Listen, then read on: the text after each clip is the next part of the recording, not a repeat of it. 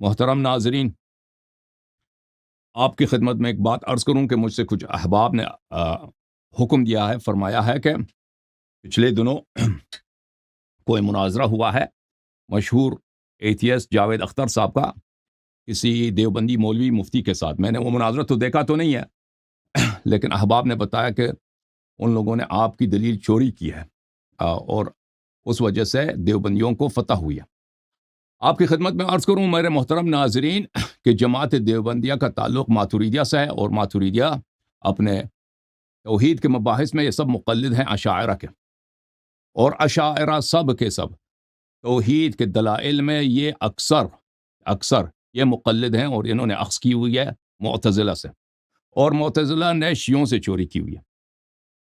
تو عرض یہ ہے کہ چاہے وہ یہ لوگ میری مباحث کو دیکھیں یا نہ دیکھیں، حقیقت یہ ہے کہ ان کے اکابر نے توحید کے مباحث شیعوں سے لی ہوئی ہے، اور ان کے یعنی اگر یہ مثلا جماعت عمریہ کہیں مناظرہ کرتے ہیں برہان امکان وجوب سے یا برہان حدوث سے، اللہ تعالیٰ کی وجود کو ثابت کرنے کی کوشش کرتے ہیں، تو یہ اپنی کتابوں سے دکھائیں کہ انہوں نے کہاں سے لی ہے۔ رسول صلی اللہ علیہ وسلم سے ایسا برہان، ایسا استدلال ان کے پاس ہے یا صحابہ سے ہے؟ نہیں ہے نا۔ تو ان لوگوں نے کہاں سے لی ہوئی ہے؟ یہ بات سوچنے کی ہے۔ اور ان کے پاس جو احادیث ہیں توحید پر، اللہ تعالیٰ کے وجود پر، وہ تو سب ان پہ ان کا عقیدہ ہی نہیں ہے۔ ان کے جماعت ماتوریدیہ اشاعرہ کا اس پہ عقیدہ ہی، اس کو لیتے ہی نہیں، اسی لیے تو اہل حدیث ان کی تکفیر کرتے ہیں۔ عرض یہ ہے کہ جماعت ماتوریدیہ اور اشاعرہ گرچہ انہوں نے اپنے توحید کے مباحث شیعوں سے لی ہے، لیکن اس کے باوجود انہوں نے کیونکہ پوری طرح شیعوں سے نہیں لی، یہ بدترین مشرک ہیں۔ اور یہ مفتی صاحب جنہوں نے جاوید اختر صاحب سے مناظرہ کیا، جاوید اختر بیچارے کو کیا آتا ہے، اس سے مناظرہ جیتنا آسان ہے۔ تو میں مفتی صاحب سے عرض کرتا ہوں کہ آ جائیے مجھ سے مناظرہ کیجیے۔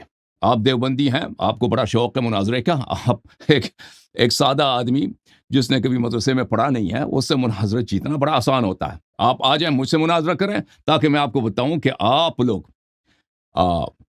بدترین مشرک ہو، خلق افعال میں، رؤیت کے مسئلے میں، اور قضاء و قدر کے مسائل میں، خیر و شر کے مسائل میں، آپ لوگوں کے توحید کا جو عقیدہ، اللہ تعالیٰ کے متعلق جو عقیدہ ہے، اس سے بالکل شریعت کا بطلان لازم آتا ہے، نبی صلی اللہ علیہ وسلم کی نبوت کا بطلان لازم آتا ہے۔ اگر کبھی آپ چاہیں تو میں منتظر ہوں اس مفتی صاحب کا، مجھ سے مناظرہ کریں اس مسئلے پر، اور یہ میرا ان پہ کھلا چیلنج ہے ان کو۔ اور اس کے علاوہ یہ جو براہین اس بات پروردگار عالم ہے، یہ انہوں نے کہاں سے، ان لوگوں نے اشاعرہ ماتوریدیہ نے کہاں سے لی ہے؟